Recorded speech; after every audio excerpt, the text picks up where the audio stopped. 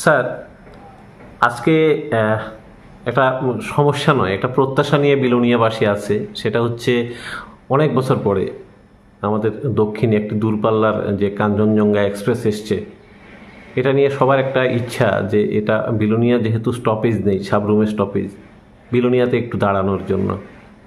তো ব্যবসায়ীদের মহল থেকে বলছে যে এটা সুবিধাজনক, রিক্সা শ্রমিকরা বলছে সুবিধাজনক, অটোরিকশার মালিকরা বলছেন সুবিধাজনক। এখন বিভিন্ন ক্ষেত্রে এখন আপনি একজন প্রাক্তন চিফ মেডিকেল অফিসার হিসেবে মানে এটা জানতে চাইব যে চিকিৎসা পরিষেবার ক্ষেত্রে এই কাঞ্চনজঙ্ঘা এক্সপ্রেস যদি বিলোনিয়াতে দাঁড়ায়, সেটা আমাদের জন্য কতটুকু লাভদায়ক হবে? হ্যাঁ, প্রথমত আমরা বলবো যে এটা আমাদের ব্যক্তিগত কারণেও খুব বেশি প্রয়োজন যে কাঞ্চনজঙ্ঘা একটা দূরপাল্লার ট্রেন এখানের মধ্যে থামা উচিত। আর যেটা আপনি বলছেন সেটা অসম্ভব রকমের প্রাসঙ্গিক যে চিকিৎসা পরিষেবার জন্য। আমরা দেখি প্রত্যেক দিনেই বিলোনিয়া থেকে অনেক যারা রোগীরা আছেন তারা প্রাত্যহিক কাজের জন্য আমাদের আগরতলাতে যেতে হয়। আমরা প্রায় সময় আমরা দেখি বিলোনিয়া থেকে ওনারা ডেইলি বিভিন্ন কাজে, চিকিৎসাজনিত বিভিন্ন কাজে বা ভর্তির জন্য অথবা বিভিন্ন পরীক্ষা নিরীক্ষার জন্য আগরতলাতে ছুটতে হয়।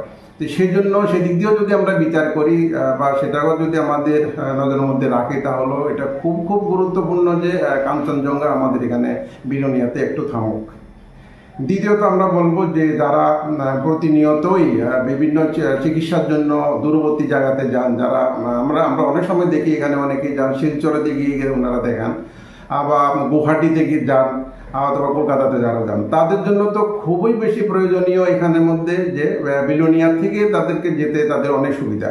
কারণ আমরা দেখেছি এখানে ঋষ্যমুখ, রাজনগর, নিহাননগর, রাধানগর, এছাড়া এই একটা বিস্তৃত অঞ্চলে লক্ষ লক্ষ লোক যারা বসবাস করেন, তাদের জন্য আমাদের বিলোনিয়াই একমাত্র স্টেশন যেখান থেকে ওনারা এই ট্রেনটাকে তারা ব্যবহার করে থাকেন। তো সেদিক দিয়ে চিন্তা করলেও আমাদের এটা বিস্তীর্ণ অঞ্চলে জনসাধারণের উপকারের জন্য কাঞ্চনজঙ্ঘা অতি অবশ্যই আমাদের বিলোনিয়াতে থামা উচিত।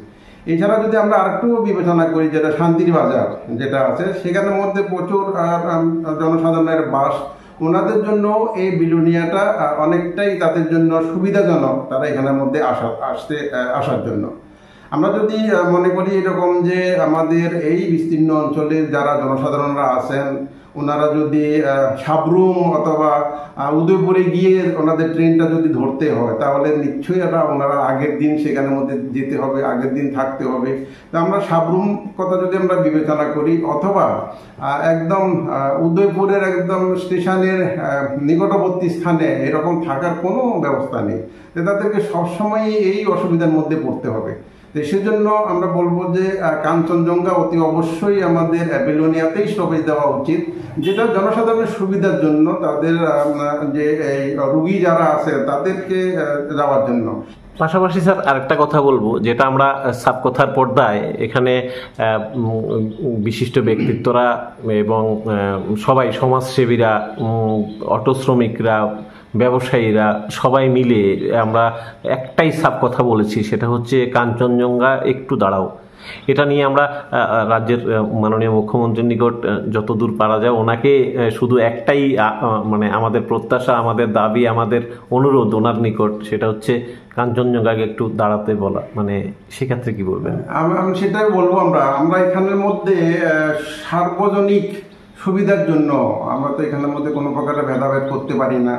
আমরা বিভিন্ন যে প্ল্যাটফর্মগুলো আছে সেগুলো আলাদাভাবে চিন্তা করতে পারি না, আমাদের চিন্তা করা উচিত নয়। আমরা সবাই সংঘবদ্ধভাবে একসঙ্গে এই দাবি আমাদের করা উচিত। আমি ব্যক্তিগতভাবে আমাদের মাননীয় মুখ্যমন্ত্রীর কাছে আবেদন করব যে আপনি এটা বিবেচনা করুন। এইখানের মধ্যে আমাদের বিভিন্ন যে রাজনৈতিক মতভেদ সেখানে প্রকট পাওয়া কোনো অবস্থাতেই উচিত নয়, আমি সেটার পক্ষে নই। আমি বলবো সবাই আপনারা এক জায়গাতেই আসুন, সব দলের লোক একসঙ্গে আমরা বলি, আমরা আবেদন করি আমাদের মাননীয় মুখ্যমন্ত্রীর কাছে, নিশ্চয়ই আমাদের কথা উনি গুরুত্ব সহকারে বিবেচনা করবেন।